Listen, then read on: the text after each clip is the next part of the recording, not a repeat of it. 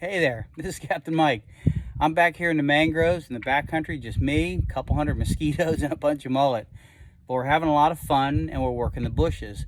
And what I'd like to go into a little bit today is the flies that I like to use to work this area and to work this mangrove structure.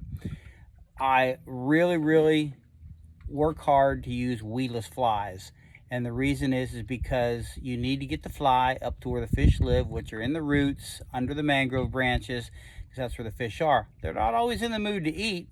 Sometimes they eat better than others, of course, like anything, but at least we've got to put it where they live if we want to get a chance to put the bait in front of them.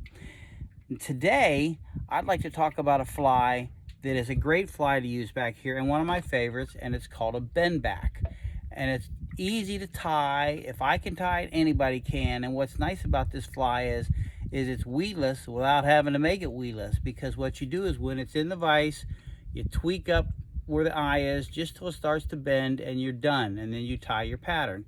This particular pattern is basically very similar, very simple. It's saddle, hackle, and bucktail, and I've tied this on a number one hook. I'll pretty much tie on a number 1 to a 2/0 hook for back here.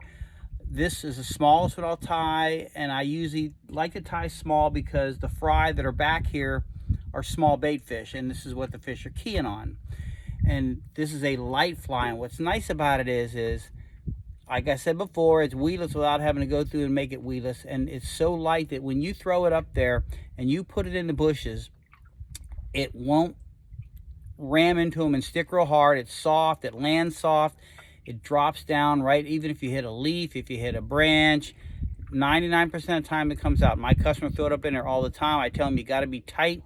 Don't worry about putting it up in there. I'd rather have you get stuck. We'll go get it. Never leave it in there, but you got to be where the fish live. And so this is a great choice of fly to throw. It's easy to throw, and you can't beat it. There's a lot of videos on how to tie it. We'll get into next time on some ties I tied that I like that are tied with a weed guard. But this right here is an example of a pattern I like to use that's great to put up in the bushes, and the fish will eat it and easy to throw again. See you next time. Thank you very much.